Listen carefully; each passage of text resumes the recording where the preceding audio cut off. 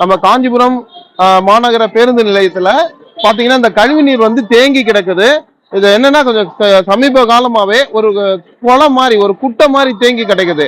மாநகர பேருந்து காஞ்சிபுரம் வந்து பட்டு நகரம் சொல்லணும், ஆனா இது நாத்தடிச்சு ஒரு காவாய் நகரமா வந்து விளங்குது. இங்க வந்து பொதுமக்கள் அன்றாடம் பார்த்தீங்கன்னா ஸ்கூல் பசங்க காலேஜ் பசங்கன்னு சொல்லிட்டு சிறு குழந்தையில இருந்து பெரியவர் வரைக்கும் வேலை போற வரைக்கும் நிறைய பேர் வந்து இந்த பொதுமக்கள் இங்க வந்து பேருந்து நிலையத்துக்கு வராங்க. இந்த இடத்துல இருக்கிற இந்த காவானால வந்து கொசு அதிகமா வச்சு துர்நாற்றம் வீசுது. இதனால வந்து நோய் தொற்று ஏற்படுறதுக்கான வாய்ப்பு இருக்குது. அது மட்டும் இல்லைங்க, இங்க பஸ் போகும்பொழுது இந்த காவா மேல ஏறி அந்த போறதுனால அந்த காவா தண்ணி, அதாவது வந்து கழிவு நீர் வந்து மக்கள் மேல வந்து தெரிக்குது. அவங்க ட்ரெஸ் மேலயும் காலையில வேலைக்கு போகக்கூடிய ஒருத்தர் மேலயும் அந்த குழந்தைங்க மேலயும் தெரிக்குது. நாங்க ஒரு டெத்துக்காக வந்தோம் திருவள்ளூர்ல இருந்து காஞ்சிபுரம். காஞ்சிபுரம் பஸ் ஸ்டாண்டுக்கு வந்தா இது போல இருக்கு அசிங்கமா. இதை மாநகராட்சியும் கண்டுக்க மாட்டாங்க. இதனால நிறைய நோய் வரும்.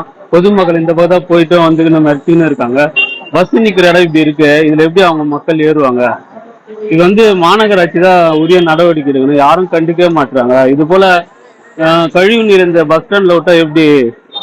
மாநகராட்சி இதை கண்டுக்காம இருக்குது, மக்கள் எவ்வளவு பாதிக்கப்படுறாங்க. அதனால கொசு தொல்லை, இதை கச்ச பல நோய்கள் வரும், காலரா வரும், மலேரியா வரும். கொசு தொல்லையால நிறைய நோய்ங்க வரும்.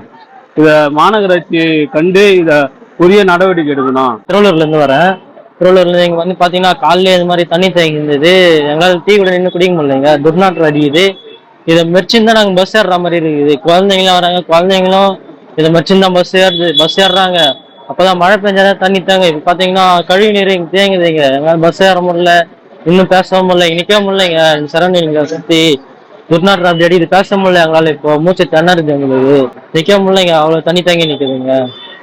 மாநகராட்சி வந்து தக்க நடவடிக்கை எடுக்கணுங்க. இதுதான் பார்த்து வந்து நிக்க முடியலைங்க, நின்றுதாங்க பஸ் ஏறது.